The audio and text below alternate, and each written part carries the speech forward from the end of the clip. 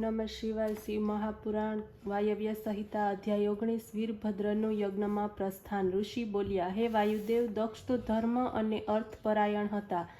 ભગવાન શંકરે એમને યજ્ઞનો વિધ્વંસ કેવી રીતે કર્યો, કૃપા કરીને એ કથા અમને સંભળાવો. વાયુદેવ બોલ્યા કે હે ઋષિઓ, સાંભળો. આ તપસ્યાના ફળ સ્વરૂપે હિમાલયે ભગવતી જગદંબાને પુત્રી રૂપે પ્રાપ્ત કરી. અત્યંત આનંદની સાથે પોતાની પુત્રી ઉમાદેવીનો વિવાહ ભગવાન શંકરની સાથે કરવામાં આવ્યો. એના ઉપરાંત શિવ પાર્વતી બંને ઘણા સમય સુધી હિમાલયના શિખર ઉપર રહ્યા અને અનેક વિવિધ લીલાઓ કરવા લાગ્યા. આ પછી સ્વયંભૂ મન્વંતરની શરૂઆતમાં દક્ષ પ્રજાપતિ શિવના શાપથી પ્રચેતાના પુત્ર તરીકે જન્મ્યા. ત્યારે મોટા થતાં તેમણે હિમાલય પર્વત ઉપર અશ્વમેઘ યજ્ઞ કર્યો.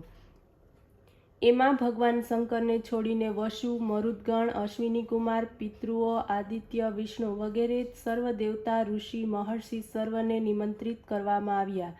જે કોઈ યજ્ઞ ભાવના અધિકારી હતા તેઓ બધા જ ત્યાં આવ્યા હતા. આ બધામાં શિવ ભક્ત દધીસી ઋષિ પણ હતા. શિવને ન જોતા ક્રોધમાં દધીસી બોલ્યા, ચરાચર જગતના સ્વામી ભગવાન શંકરને આ યજ્ઞમાં નિમંત્રિત કરવામાં આવ્યા નથી. જ્યાં પૂજનીય નું પૂજન થતું નથી ત્યાં મહાન પાપ થાય છે. આ યજ્ઞમાં પૂજનીય શિવનું પૂજન થઈ રહ્યું નથી. એમના વગર સર્વ અધૂરું છે. આ કારણે અહીં મહાન ઉપદ્રવ થશે. હે દક્ષ, પૂજનીય શિવનું આ સમયે તમે પૂજન કરતા નથી. આનું કારણ કહો. ત્યારે દક્ષે કહ્યું, હે બ્રહ્મર્ષિ, અહીં જટાજૂટ તથા ત્રિશૂળને ધારણ કરનાર 11 રુદ્ર તો ઉપસ્થિત છે. પછી બીજા ક્યાં રુદ્ર રહ્યા તે અમને જાણતા નથી. આ સાંભળીને દધીસી બોલ્યા, ભગવાન શંકર તો યજ્ઞપતિ છે. એમનું પૂજન ન કરવાથી તમને કોઈ પણ ફળની પ્રાપ્તિ થવાની નથી. આ શિવજી રુદ્ર ચરાચરના સ્વામી, બ્રહ્મા, વિષ્ણુ વગેરે સર્વ દેવતાઓને ઉત્પન્ન કરનાર સર્વના અધિષ્ઠાતા છે. 11 રુદ્ર પણ તેમનાથી જ ઉત્પન્ન થયા છે. આ સાંભળીને દક્ષે કહ્યું, દધીસી, હવે તો આ સુવર્ણ પાત્રમાં રાખવામાં આવેલ મંત્ર પવિત્ર હવિ કેવળ ભગવાન વિષ્ણુને માટે જ છે. એથી એનો ભાગ કરીને આપ હવે હવન કરાવો.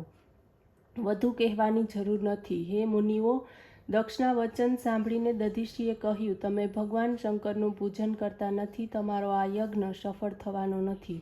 આટલું કહેતા દધીસી ત્યાંથી ચાલ્યા ગયા. આ સંપૂર્ણ વૃત્તાંતની જાણકારી ભગવાન શંકરને થઈ. ભગવતીની પ્રેરણાથી સંપૂર્ણ યજ્ઞના વિધ્વંસ માટે તેઓએ વીરભદ્ર ગણને પ્રગટ કર્યા.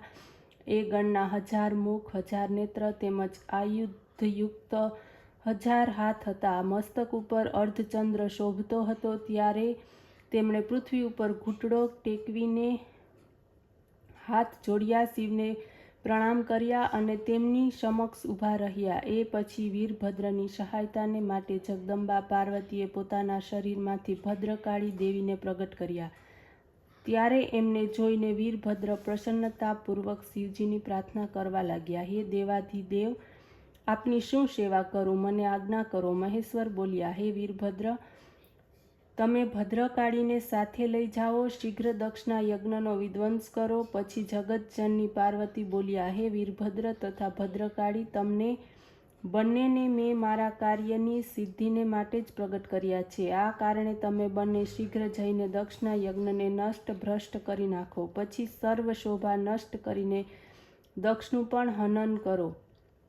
આટલું સાંભળતા જ વીરભદ્રે પોતાના શરીરમાંથી હજારો કરોડો ગણ પેદા કર્યા. પછી યજ્ઞ વિધ્વંસને માટે નીકળી પડ્યા. આ રીતે એમને જતા જોઈને દેવતાઓએ આનંદમાં આવીને એમના ઉપર ફૂલોની વર્ષા કરી દુદુંભી નાદ કર્યો. ઓમ નમઃ શિવાય.